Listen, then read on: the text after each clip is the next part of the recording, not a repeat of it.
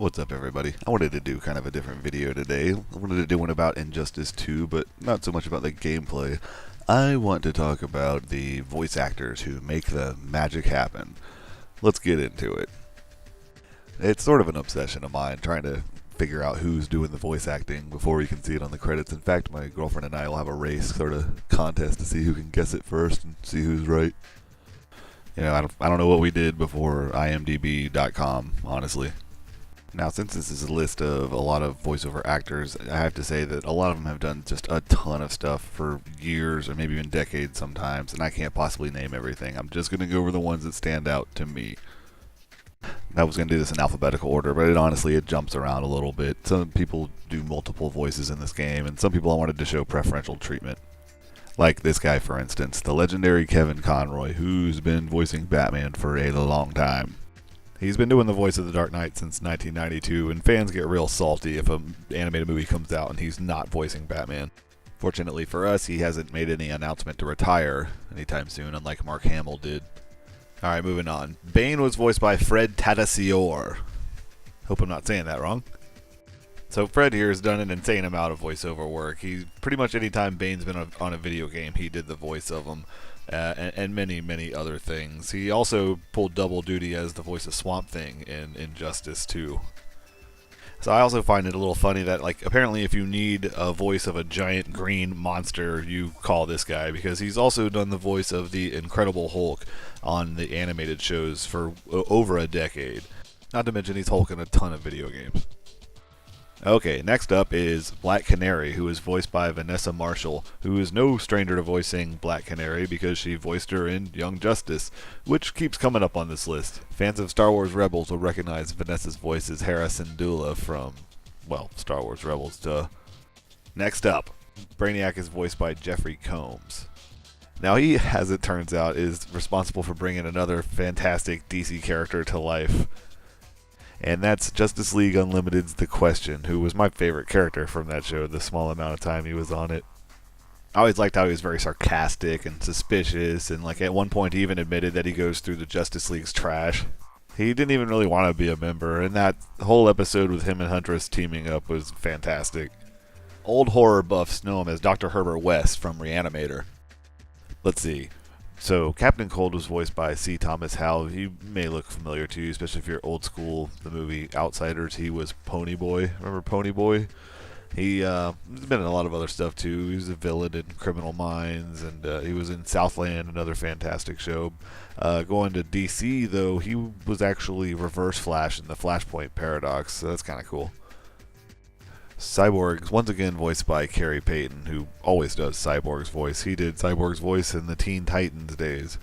He even still does the voice of Cyborg in Teen Titans Go, as you know. Look at that little dancing Cyborg. And he too is also in Young Justice. He's the voice of Aqualad.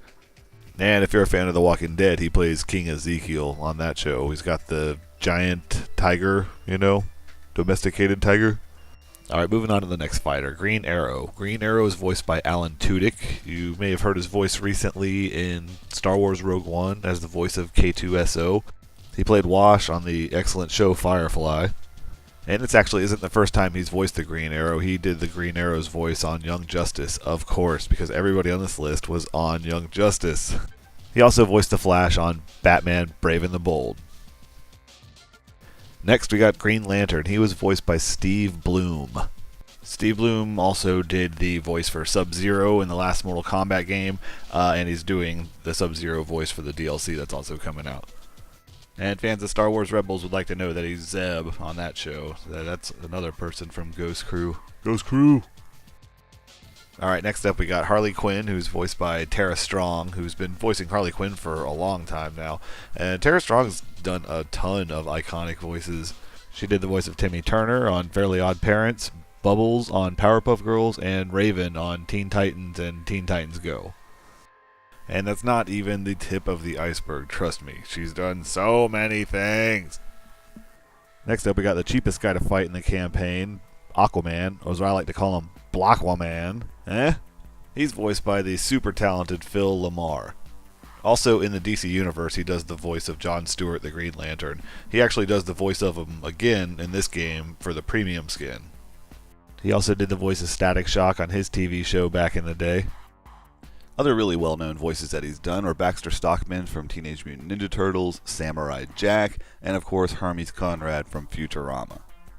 He was also the hyperactive UPS guy on Mad TV.